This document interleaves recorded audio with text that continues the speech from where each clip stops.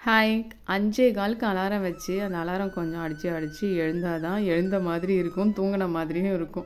ஷார்ப்பா டக்குன்னு எழுந்துட்டா, ஐயோ! ஏதோ தூக்கமே கலையாத மாதிரி இருக்கும். 5:30 மணிக்கு முன்னாடியும் எழுந்திரிக்க மாட்டேன். 5:30 மணிக்கு பின்னாடி ஷார்ப்பா 5:30 மணிக்கு எழுந்து போயிட்டு, அரிசி, இந்த பருப்பு இன்னைக்கு பருப்பு உருண்டை குழம்பு தான். அதெல்லாம் ஊற வச்சுட்டு, போயிட்டு இந்த கோலம் மட்டும் போட்டுட்டு வந்துருவேன். ரெஃப்ரெஷ் ஆயிட்டு காயெல்லாம் கட் பண்ண வந்துருவேன்.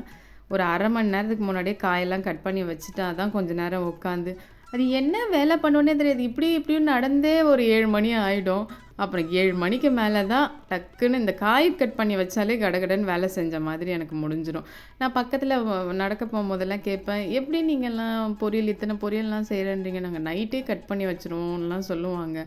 ஆனால் எனக்கு ஒரு நாள் நானும் யோசிப்பேன், சரி இன்னைக்கு கட் பண்ணி வச்சிடலான்னு சொல்லிட்டு. ஆனா எங்க அம்மா சொல்லுவாங்க, "அப்போ சத்தெல்லாம் போயிடுன்னுவாங்க." நான் ஒரு நாள் ட்ரை பண்ணணும். யாராவது இந்த மாரிலாம் கட் பண்ணி வைப்பீங்களான்னு சொல்லுங்க. ஆனா எப்படி இருக்கும்? ஃப்ரிட்ஜில வச்சா நல்லாயிருக்கா? கட் பண்ணிலாம் அப்படின்னு சொல்லுங்க. நானும் இனிமே அத தான் ஃபாலோ பண்ணேன். ஏன்னா இதுக்காகவே ஒரு 1/2 மணி நேரம் முன்னாடி எழுந்திரிக்க வேண்டியதா இருக்கு. தோசை மாவுலாம் இல்லாததால இன்னைக்கு முட்டையும், கொஞ்சம் சீஸும் போட்டு அப்படியே பிரெட் டோஸ்ட் தான் பண்ண போறேன். இந்த பக்கம் உருண்டை குழம்பு எல்லாம் ரெடி ஆயிடுச்சு. பிரெட்ட வச்சுட்டு அப்படியே ஒரு சீஸ் வச்சுட்டு வேக வச்ச முட்டைய அப்படியே ஸ்லைஸாக கட் பண்ணிவிட்டு அது மேலே கொஞ்சமாக அந்த அரிகானோ கொஞ்சமாக பெப்பர்லாம் போட்டுருவேன். இந்த கடைசியாக இந்த ஃப்ரூட்ஸ் பாக்ஸ் வந்தால் அப்பா நம்ம வேலையே முடிஞ்ச மாதிரி அப்படின்னு ஒரு பெருமூச்சு விட்ருவேன்.